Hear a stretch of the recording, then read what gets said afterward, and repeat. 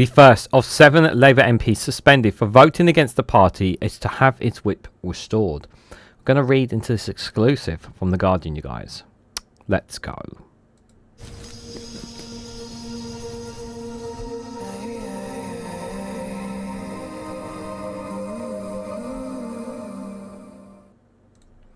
Good morning, good afternoon, good evening, wherever you are in the world. This is Reganelite here with an exclusive from The Guardian with the headline that the first of 7 Labour MPs suspended for voting against the party are to have the whip restored. The exclusive reveals that Keir Starmer suspended the 7 in July after they voted against the 2-child benefit cap. Guys, while you're here, make sure you hit the like button and share it across social media so others are notified of this video. So for those who aren't aware, back in when the King had his speech, back when the government won the general election, of course, we had the policies that they brought forward. One of the things that they didn't bring forward at that time was the 2-child benefit cap. This was not something that was put in their manifesto. However, the SNP, I believe, tabled a motion on the 2-child benefit cap, with amendments in parts to the King's speech, and 7 MPs, which is the ones you see in front of you, voted against the, I think it was against the government,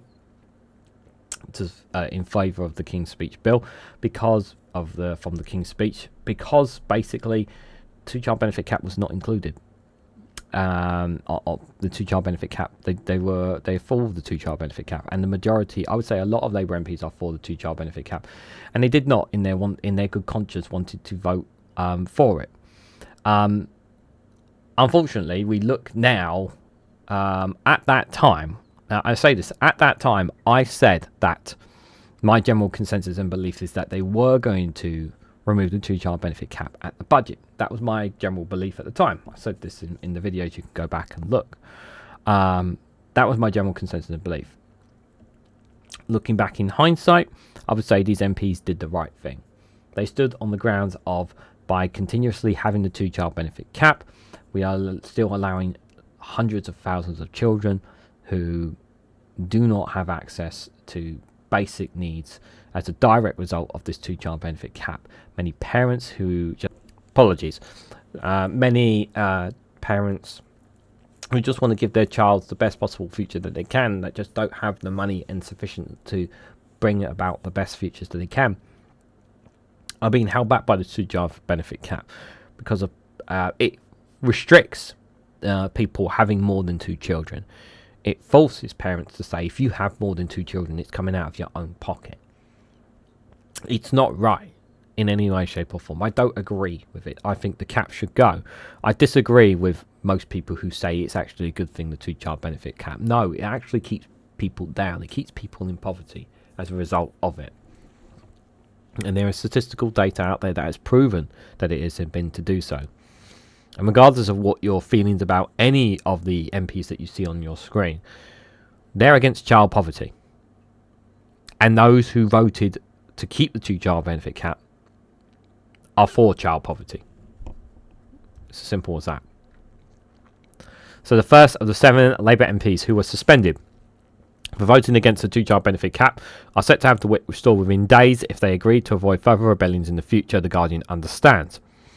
However, several of the MPs, including John McDonnell, who was shadow chancellor under Jeremy Corbyn, are not expected to have the whip restored at the same time as whips, as they believe to have continued to be troublemakers.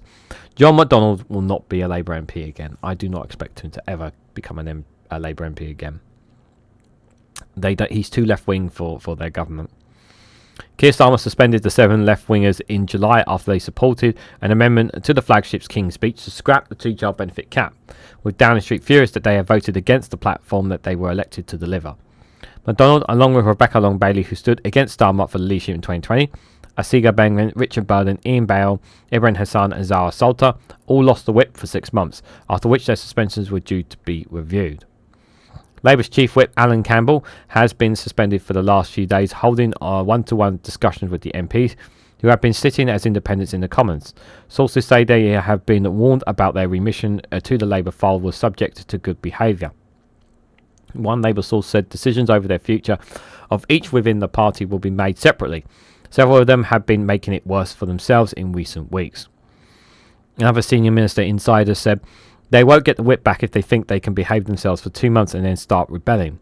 The first 6 month sanctions was served as last Friday, when John McDonnell told LBC Radio that hopefully the whip will be restored. His decision to agree to a police interview under caution after a pro-Palestinian march earlier this month, however, is expected to have delayed the decision. There are even suggestions that McDonnell, who has acknowledged the police interview could delay the timing of his return, could be permanently excluded from the party following Corbyn out the door. Sultana, the MP for Coventry South, is also unlikely to be re-emitted in the short term, with one senior party figure pointing to a pinned post on X in which she asked Starmer to end the government's complicity in Israel's war crimes by banning all arms sales to the country. This is a perfectly reasonable thing for her to say, and she should stick by those comments. Absolutely reasonable to do so. Labour sources suggested that Byrne, Leeds East MP, would not be re-emitted in the near term, as he had continued to use social media to criticise government policy after his suspension. Yeah, this is the thing. If you're on the outside and you want back in, you have to toe the line. If you don't toe the line, you're going to get kicked out.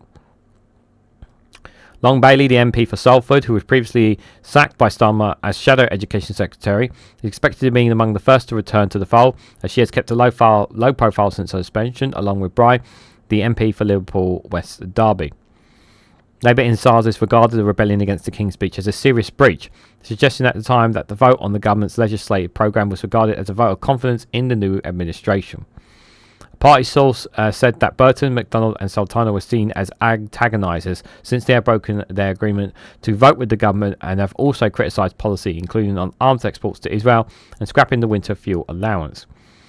They said their suspension has been a show of strength by the party's leadership that would be made clear that new Labour backbenchers that there were rules to be followed, and if they did not, then they would be punished. Excuse me. Another said it's a message to stop MPs effing about like that again in the future. We have 4 years to make changes.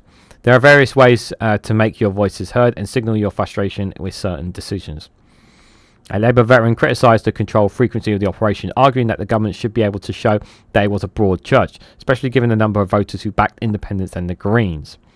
The strength of feeling on the two-child limit amendment tabled by the SNP was clear, with 42 Labour MPs abstaining, as well as the 7 who voted against, after dozens of child poverty charities and campaigners warned that more children would be driven into poverty as a result of the policy. Yeah, in hindsight, they should have abstained in hindsight, because they said it would have been better, but they voted with their conscience, and it is their decision in the end on it. But yeah, it looks like some of them may be some of them may come back in. But the three names that they mentioned, based on things that they've said and they've done, I don't see them getting back in, if I'm honest. I know sometimes there's this position that some people are saying is that, you want to change the party, you need to be within the party for it. But if I'm honest, I feel like that if you don't follow the line in Labour, you're just going to get kicked to the curb. People forget about the purge, the left purge that took place by Keir Starmer when he took power of Labour and when he became leader. People forget about that. They don't talk about that. He purged so many good people within Labour, and it's important to remind ourselves of that. There's a lot of people inside Labour who don't resonate with ordinary people. There are a lot of our new Labour MPs who don't resonate with their constituents, who don't resonate the values of what it means to be an MP. A lot of new faces. There are some that do, there are many that don't as well. It's important to remember that. Do I think some of them are going to come back? Yes. Do I think some of them are going to end up sitting as MPs? Yep. My personal feeling is that there are some of them who are more than good enough to switch to another political party if they choose to do so. I don't know whether or not the Lib Dems or the Greens would consider them. Conservative will not be. It wouldn't be right, so it could be Conservative. They could try and make it on their own as independents, but that's very difficult to do so, given our electoral commission and the electoral system that we have. But what do you make about each of these 7 MPs since then?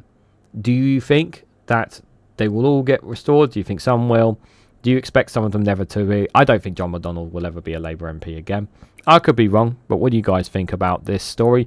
Let me know your thoughts and more down in the comment section below. If you found this video informative or helpful to you, please hit that like button, we greatly appreciate it, and share this across social media so others are notified of this video. If you haven't subscribed already, please consider subscribing because it really does help support the channel. And if you want to go one step further, financially support me and the work that I do here, you can do so by becoming a YouTube member for as little as 99p, or join me on Rumble or Patreon for exclusive content on those platforms. So thank you all so much for watching, and I hope to catch you all very, very soon.